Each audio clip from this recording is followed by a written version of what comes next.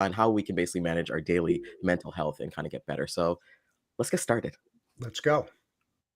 To the HPLS podcast. Live, relevant, and high performance information, conversations, and education weekly.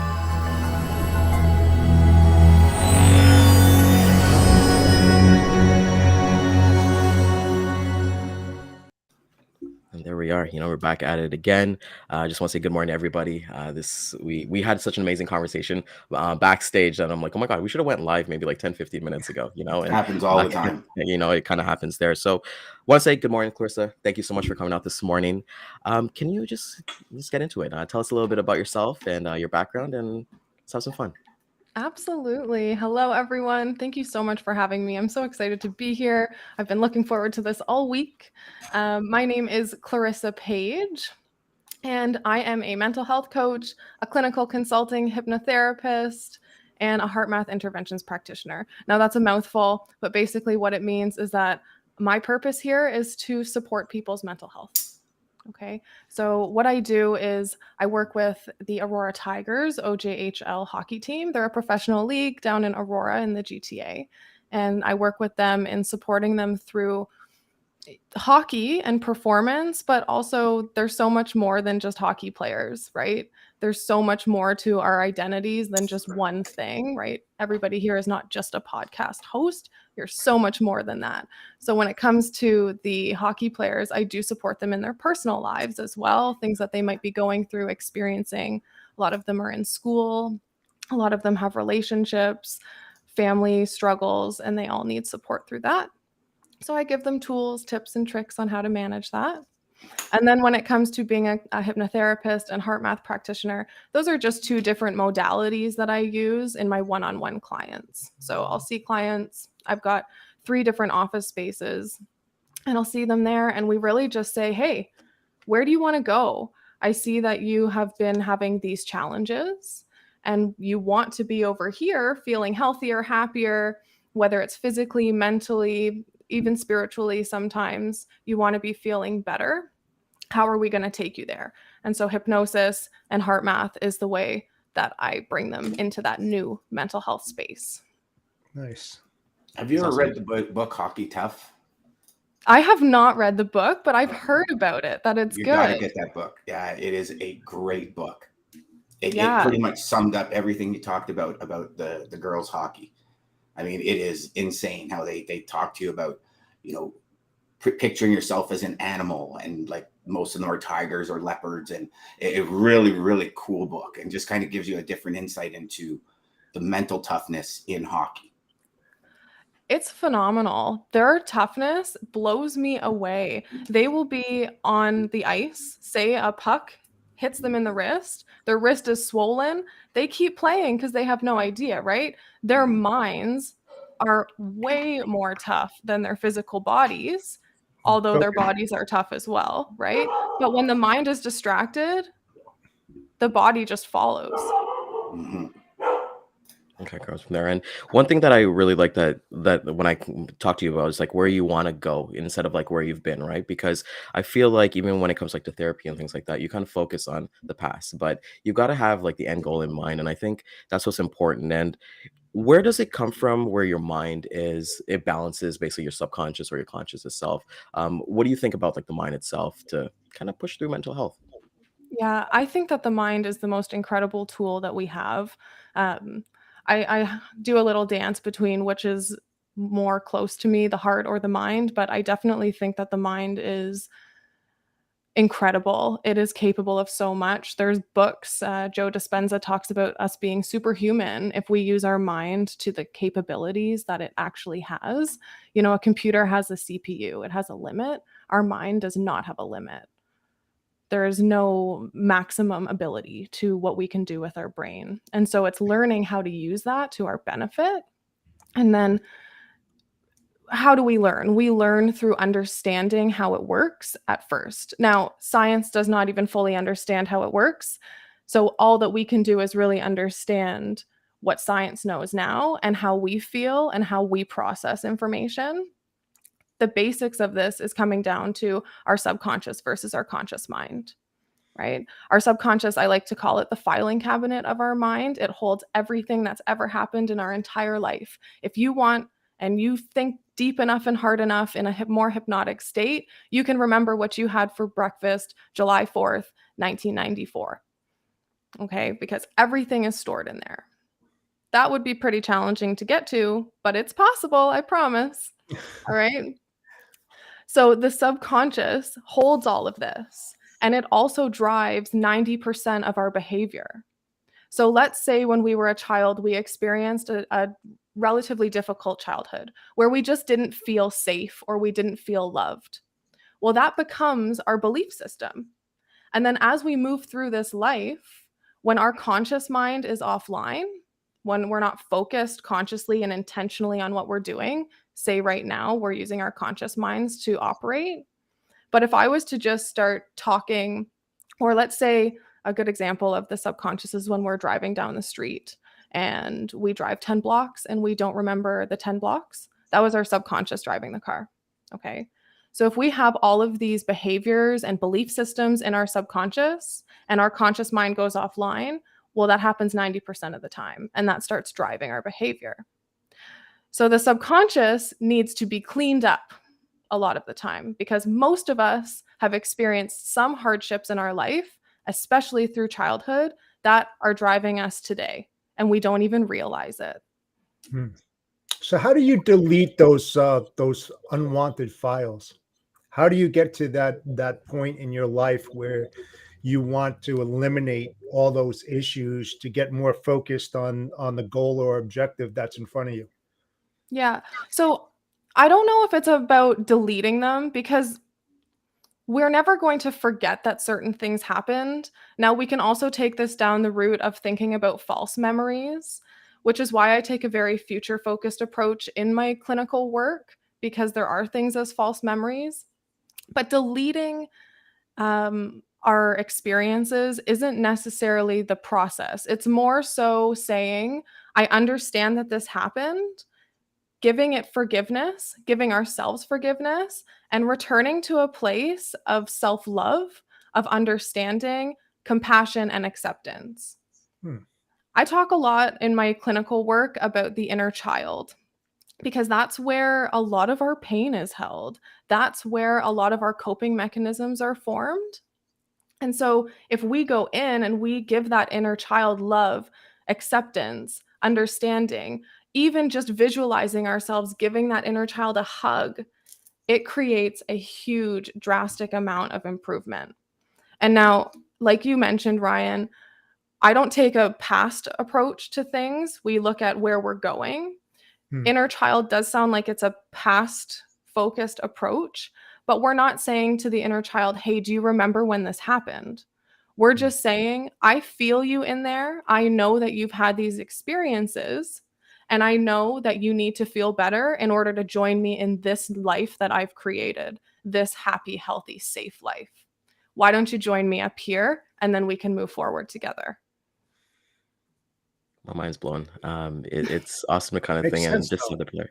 It reminds me a lot of like the Untethered Soul. That book has been a great help in our lives, my wife and I's lives, and just coming into for sales because we know that sales, as all of us here, we talk about, it's a results driven industry, right? You have to you get hired, you have to make results. What have you kind of learned in your experience dealing with like people in our profession in terms of sales? Yeah, so sales, entrepreneurs, professionals as a whole, 72% of them have mental health challenges. That was a study done by the University of California recently. 72% mental health challenges, and that is a huge number. That's Huge. massive, That right? is massive.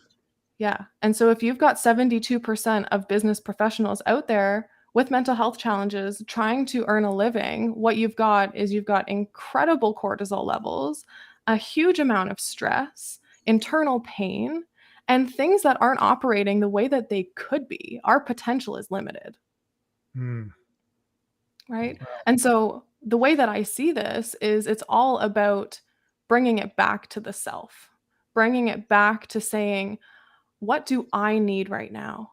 how am I going about my day that's not in alignment with how I want to feel? I know that I want to experience this happiness, this wholesome. I want my life to be full of hope and joy, positivity, but my actions are not in alignment with where I want to go. And then we go back and we reflect and we say, well, these are some changes that I might need to make. And most of the time, those changes come down to, I just need to give myself back some of the energy that I've been giving outwards for so long. Hmm. This is amazing to think about. And Silence. no, it's amazing to think about. It's amazing. And Wow. Chris, yeah, just wow. And Chris, I want to ask you, like, when it comes to sales, what are your kind of thoughts on like professional detachment? Because in our industry, being an entrepreneur, being a professional, anything like that, we're kind of glued to our cell phones. We're glued to our computers. We consume a lot of content. What are kind of like, I want to get your thoughts on basically professional detachment. Yeah, shutting down, very important. Before this career of mine, I was also a professional. I was working as a consultant for a franchise company, 2 of them. And you've got 2 cell phones going, you've got your laptop at home, your mind's racing about your to-do list for tomorrow, the next day. You've got your productivity calendars open, plastered on your walls. It's this whole lifestyle that ends up just taking over. We talk about self-identity, right? And so there's this idea that, well, I'm only identifying with this one side of myself. True. And that's not the case. There's so many different sides of yourself that you need to make time for all of them. Indeed. Right? So we're not all just entrepreneurs or professionals or podcast hosts. We're brothers, we're daughters, sons, siblings. We have friendships. But most important, we are an individual person that also requires attention from ourselves. And so detaching from this idea that I'm only an entrepreneur or I'm only a salesperson and getting back into, well, who am I really and truly outside of that is key, very key, because when we do that, we're able to actually prioritize ourselves. I like to talk about the idea of being high pot or low pot, where we think of our torso as almost like a pot of soup, right? And so if we have this pot of soup here and it's low, that means that we're feeling low. That pot of soup and all of the internal makings of that soup, all of the ingredients represent the energy levels that we have. So if we have a low pot, we don't actually have enough soup to feed other people. But if we start putting all the ingredients back in our pot and filling it up, it starts overflowing. And we have enough soup to give to everybody else, to give to our job, to give to our family, our children, whoever falls in line with that, pets even, right? But the key is giving ourselves the ingredients that build our energy back up, that fill our pot so we can feed other people. Disconnecting is really important and to be able to do that, to be able to actually feed our pot again, to fill it back up. So the question is, what ingredients do you need to feel better, to fill your pot? And it's different for everyone. Would you say the first, one of the first ingredients would be a conscious decision to do that? Because I see a lot of, especially salespeople, their career, their monthly income becomes their identity. And I can tell you, when I first started, that's what it was. Like, I had no friends outside of the company I worked for. My entire identity was in line with that company and what I did and how good my month was. And when I moved provinces, it was a huge shock to the system. Like, you think you have all these friends and it's like, holy crap, I've got nobody. Like, literally my phone bill one month was like $465 and I had 2 incoming calls and they were my mom. And you kind of sit back and you go like, holy crap, my entire identity was tied up with this company and these people. And that was the conscious shift to say, okay, I'm not that, I'm me. That has, and then, you start meeting friends and kind of create a new life. But there's a conscious aspect of it because, like you said, we've all jumped in our car from work and all of a sudden pulled in the driveway and went, how do we get here? Like, Yeah. I don't remember the traffic. I don't remember the turns. I don't remember the street lights, nothing. So would you say there would be a conscious aspect of it that starts that process? Absolutely. There is the conscious aspect. Now, unfortunately, when it comes to that conscious aspect, most of us don't make that choice until we're forced to. Mm-hmm. Right? Until we've reached our lowest point, until we've reached full, complete experiences of burnout. Even more so than burnout, we can get deep into depression or anxiety. We can start being diagnosed with things. We're on medication. And at that point, a lot of the times people say, okay, I'm done with this. I really just want to feel better. And now I'm ready to move forward. Sometimes you find the person that is able to recognize the down or the decline before they reach the bottom. And they say, okay, it's time for me to make some changes now. And then the conscious decision comes into play. But most of the time it comes at the very, very bottom. Clarissa, I've got a quick question for you. For all the new entrepreneurs out there, it's a stressful time in their lives where they go from corporate to entrepreneurship. What is the best way for them to attack that new role and still be mentally fit, both business-wise and on the personal level? Because like Dan was saying, when he was in corporate, his focus was on his business. He wanted to be the best that he possibly could, and everything else was kind of blank. So when a person is forced into either feast or famine, you have to work pretty hard to get to where you need to be. How do you differentiate yourself from that business life to the personal and still meet your goals and objectives? Yeah. So think about the idea of fight or flight mode, how our brain works. When we go, let me back up a little bit. We've got a nervous system in our body. This nervous system is we have the sympathetic side or the parasympathetic side. The sympathetic side of our nervous system is when fight or flight mode is initiated. Okay. This is initiated when we feel stress, panic, anxiety, when we're thinking about things in the future that might be worrying us. For example, a new entrepreneur saying, well, how am I going to feed my family? Then they go into that stressed out state.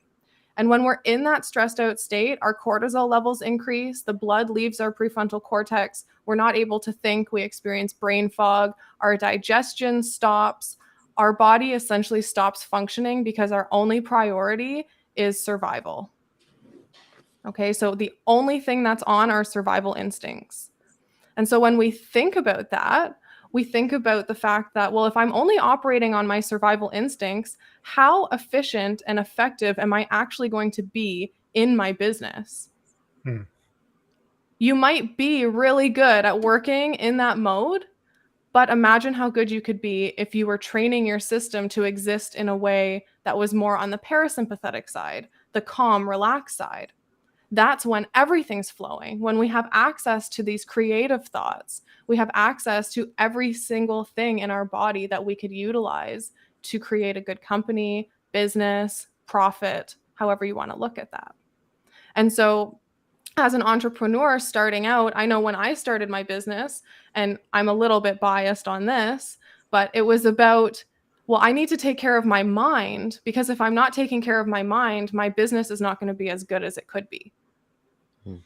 Right? So it's, morning routines are really important for being able to shift into that healthier mindset.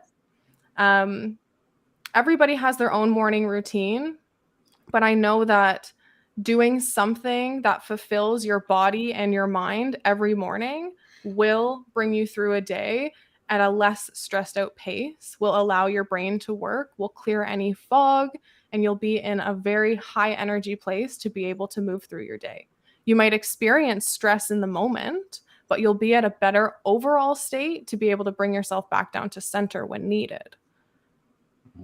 I love that you said that, because Jeff and I, we talked about the 5 to 9, getting your morning routine out, and whether it be a workout or walking with your dogs. And I kind of saw on your social medias, you've been doing like cold plunges in the morning, right? And it's something that definitely works, right? And I kind of want to ask you a question, because last Thursday, Jeff and I, we spoke about quiet quitting, and that is kind of going on. what can leaders do? What can managers do to basically create a space, a safe space for sales reps themselves?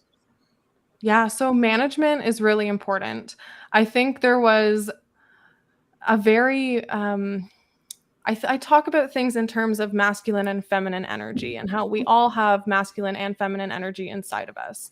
But in the sales world and the business world, it was very dominated by this masculine hard energy.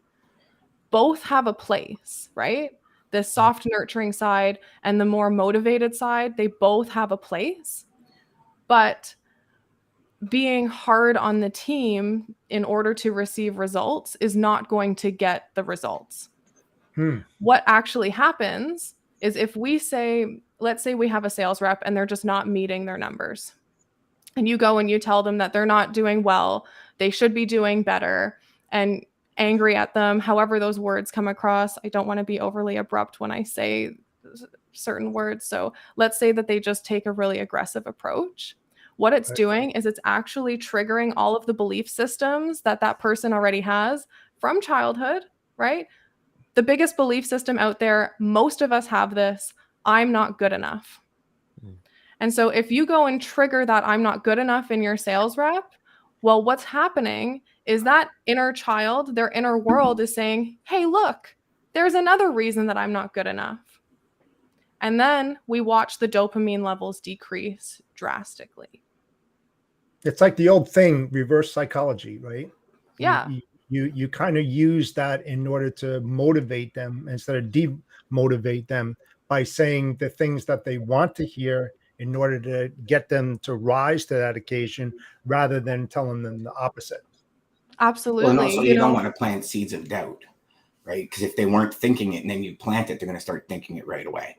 Absolutely. Lisa's got a, I don't know if I hit the right one. Oh yeah, freeze or fauna as well. Lisa's got a great question. What are some of the ingredients what are some of the ways to determine the ingredients in your soup? That's a good question, Lisa. So determining our ingredients, it's a matter of saying, well, what feels good? And this is a question that I ask a lot of people and they don't know. And the reason is because they've never taken time to figure it out, right?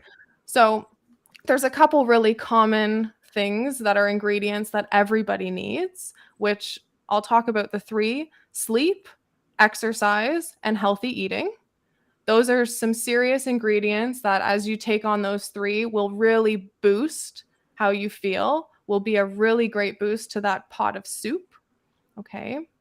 Sleeping is incredibly important. Sleep regulates every function in our body. So if you're not sleeping well, you're not showing up to your days as well as you could be, right? And you might think I'm showing up really well, but imagine how good you could be showing up if you were having a good night's sleep.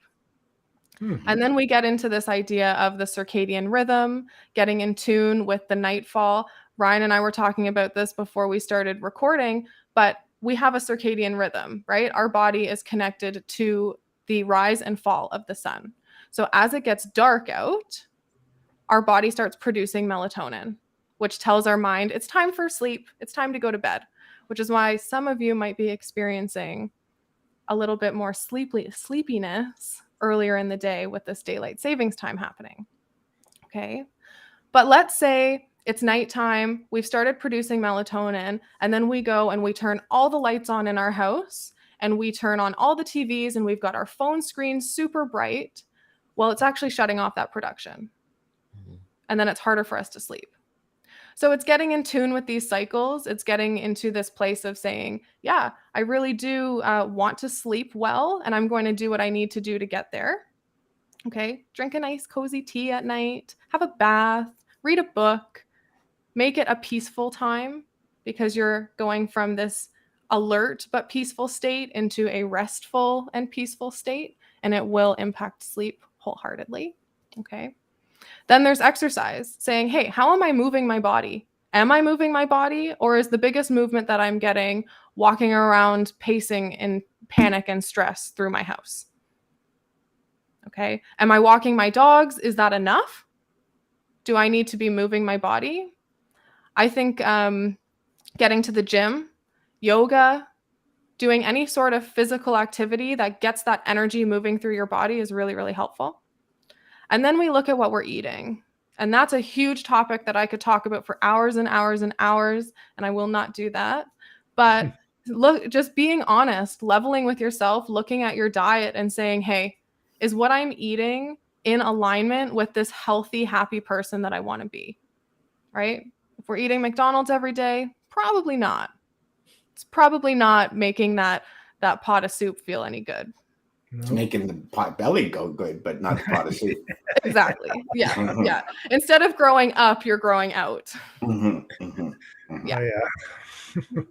Yeah. I think those are amazing things. And I love what you said, because especially with the night routines, we have a habit. We used to do this, is like before we go to bed, we turn on the news, but then you bring that negative energy, whether it be war or something happened in the city or something like that on CB24. So it's kind of like surrounding yourself.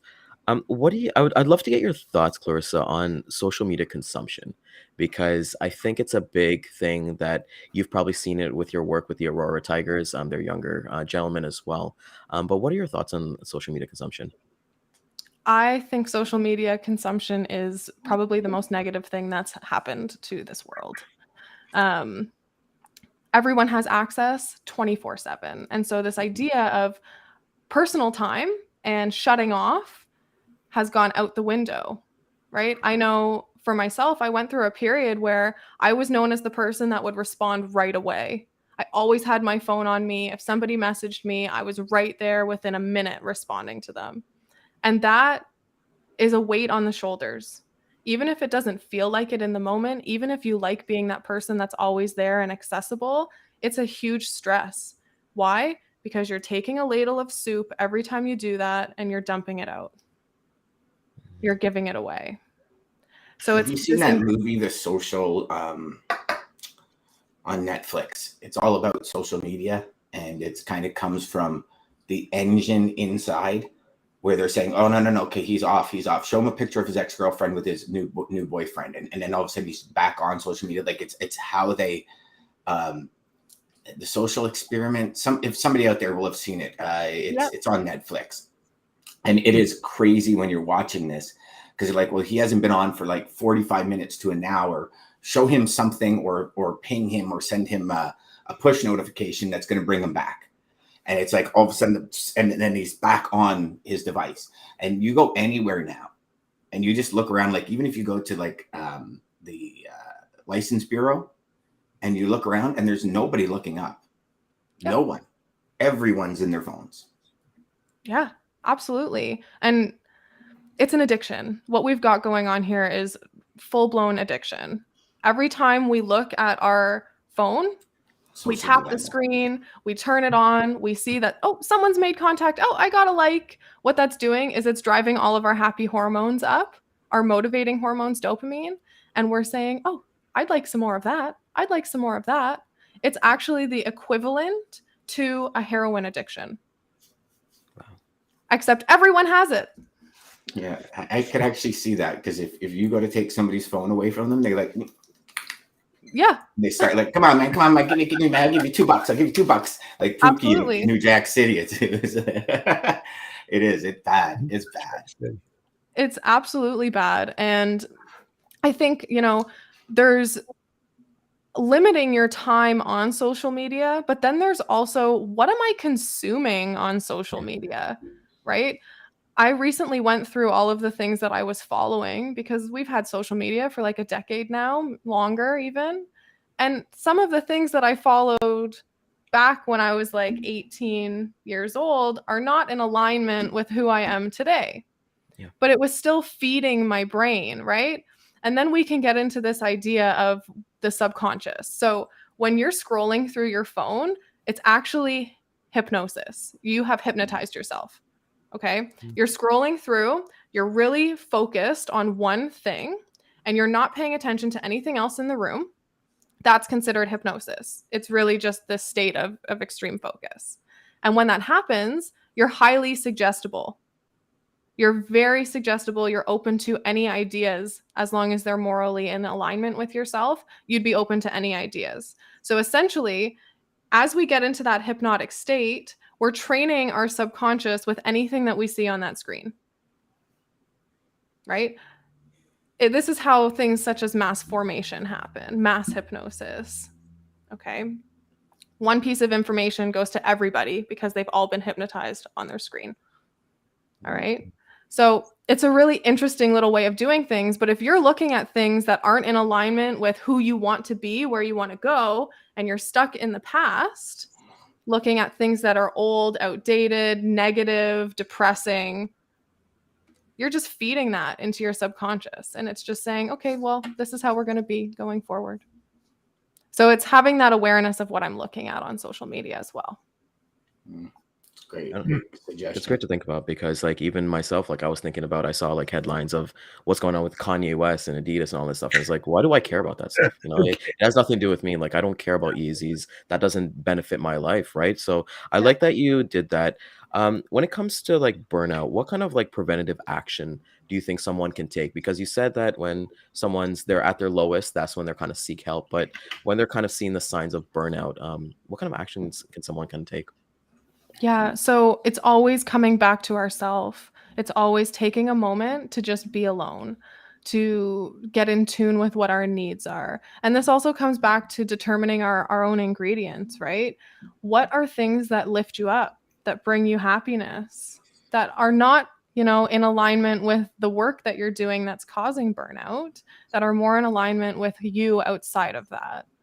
So some people like to dance. Put on some music, dance around, right? But feeling when that's happening, feeling when you're getting low, and putting those preventative measures in place beforehand. Dancing around, going for a walk, going for a drive. Some people like to do that with the windows open. I have a client that likes to go for a drive with his windows open and his cat. And they just hang out and they drive around and he feels better. And that's great, right? So remove yourself from the situation that's causing burnout and do things that bring you joy. Crafting is another great way. Reading, go to the gym, do your meal prep for the week, whatever fills that pot up. But notice it as you're coming down and say, all right, this is time. People also like to, and I recommend this to a lot of my clients who are more like A-minded, type A personality, where they like to have everything scheduled. So it's in your calendar every day, scheduling something for yourself that is in relation to filling up my pot. Right? So let's say every day I'm going to spend 10 minutes meditating. And meditation is the top way that you can improve mental health very quickly. A lot of people like to say, I can't meditate. My thoughts are racing all over the place. And I say, well, that's the point, right? It's training our mind to come back into center, clearing all of those thoughts. So, getting into a routine, scheduling it in your calendar, making sure that you are taking care of yourself. Because the more you take care of yourself, the more you can give to everything else around you. That's this. I feel like I'm going to be booking a session now once we get off here to talk to myself because this has been the most impactful episode for me personally. Oh yeah, I was about to say that definitely. As a joke to Dan and Jeff, from what Clarissa said, I guess we need to hit up the shipping managers when they're scrolling because that's when they're hypnotized, right? So, they'll be open up to. You actually started my brain going and figuring out, okay, how do we put an ad on Facebook for all the traffic? Hey, are you scrolling? Hey, are you scrolling right now? Yeah, you got 3 minutes in your day. That's an open door opportunity. Yeah. Would you like to scroll for 2 hours a day? Call us. Exactly. That's awesome. Clarissa, I want to thank you so much for coming out this morning. Can you tell the audience and tell ourselves as well, how can people reach you outside of this? Absolutely. So my business name is Simcoe Hypnosis. I'm located up in Barrie, Ontario, and I've got a couple offices there. So you can reach me on my website, simcoehypnosis.com. You can also reach me on social media at Simcoe Hypnosis on Instagram and Facebook. I do have a TikTok that's up and coming. It's the Clarissa Paige. That's me. So you can reach me out on there as well. All of my sessions I will do either in person at one of my offices or virtually. We can also just have a phone call. Anytime anyone needs to chat, just reach out. I am always available. That's awesome. That movie, Clarissa, was Social Dilemma. Amazing. Yeah, I saw that advertised there on Netflix. Yeah. If anyone who hasn't seen it, it's a must watch because it will open your eyes to a lot of this. It's crazy, actually. Yeah. But yeah. Put the phones down. Put the phone down, sure. So I want to thank everybody for coming out this morning. We would definitely be hitting the replay at 12 p.m. and 3 p.m. Eastern time. Oh my gosh, I apologize, Ryan. I never set up the replays yesterday, and it was a killer show with Dean. So I apologize. Actually, I realized. You see what happens when I'm not on the episode, you know? See what happens the day before, you didn't put it on Buzzsprout. You just set up the replays with Langstaff. So we got two of us here. From there. Yeah. Not that I'm paying attention or anything. Join us on Friday for wins and lessons. So I guess Dan's lesson for me is going to be to upload Buzzsprout on his own. My lesson is going to be learn how to do that. My win is right now. This was a great show. Absolutely win. Great show. Happy to hear it. Happy to share any information. So if you have questions, just reach out. Totally. All right, with that, let's go. Centurion Trucking. Our motto is people before profit. Today's market requires more transparency, consistency, and focus on what our clients need to win. Centurion Trucking and American Logistics are poised to help their clients achieve and surpass their targets. If you're looking for a team that honors your needs, dreams, and aspirations, then get a hold of Daman at American Logistics or Centurion Trucking and start designing your